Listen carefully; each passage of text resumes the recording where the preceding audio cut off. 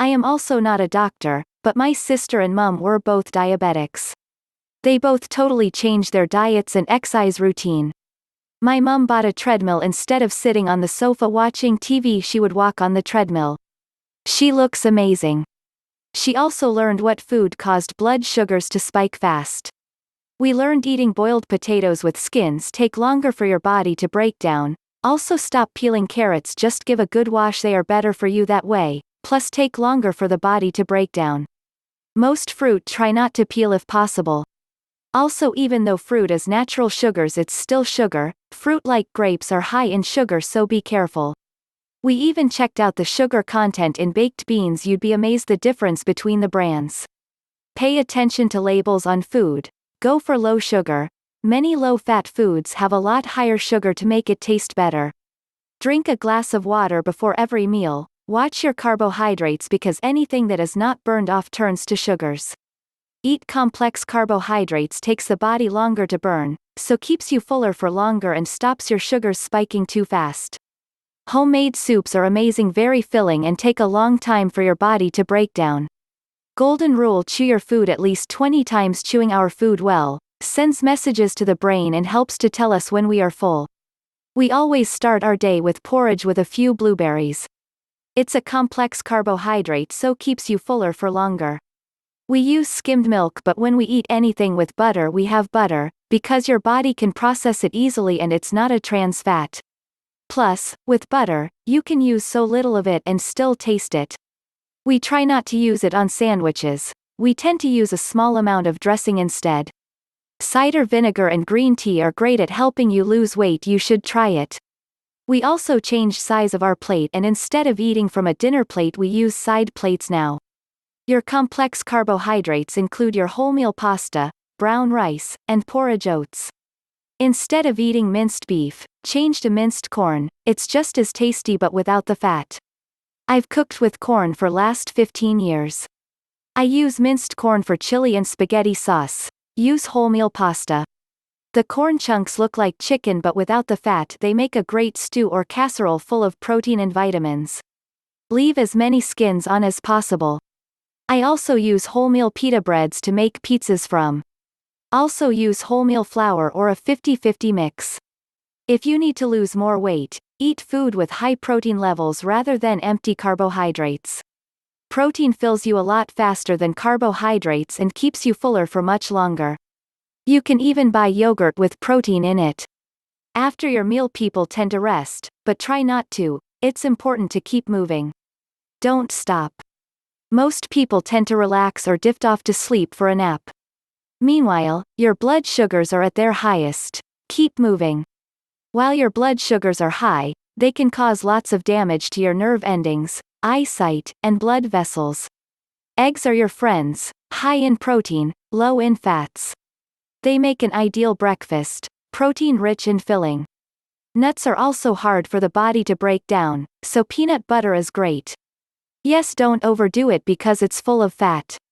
Protein: lean steak, chicken, lean pork, corn, eggs. Fancy something sweet?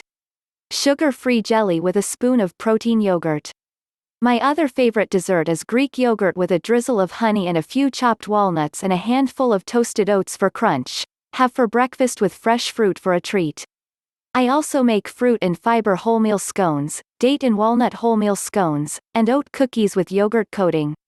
Cranberry and walnut squares. They are all very tasty and have complex carbohydrates. I've cut processed sugar to the bare minimum and increased complex carbohydrates.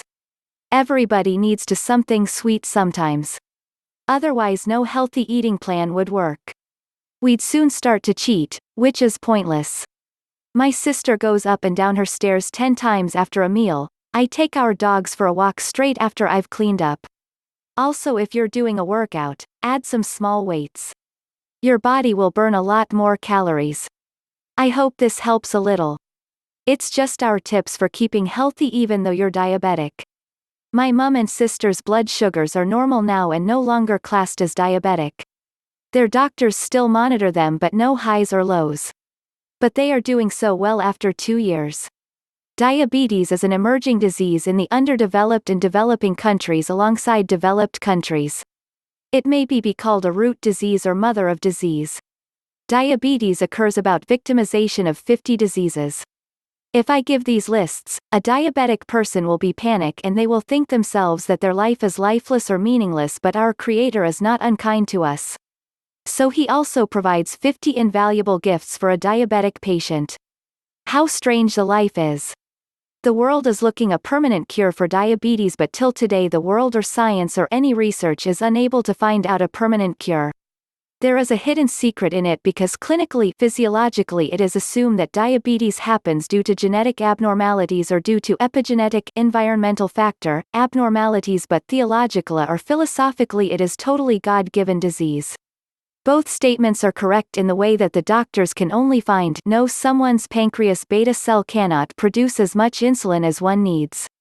If he enters the deep root causes by providing extensive tests like IR index insulin, liver function test, LFT, DNA profile and so on, then he will find there is a genetic mutation or chromosomal disturbance in a diabetic person that is interlinked with epigenetic environmental factor, but he has no concrete answer why and when this genetic changing happens. So finally he has to bend his head to God. This is the open secret in the medical science. So there is no permanent cure for diabetes. However, I mentioned here that a diabetic person is gifted many invaluable gifts. For example, a diabetic person should know the function of ABC. A for blood A1C. B for blood pressure. C for cholesterol. This ABC function must be monitored regularly, and taking medicine will free one person from about 50 diseases. This is the gifts of 50. Separately, individually giving examples of gifts of diabetic benefits is a long article. Just one example is sufficient, and this is that if a diabetic person follow the function of ABC, he must never had cancer.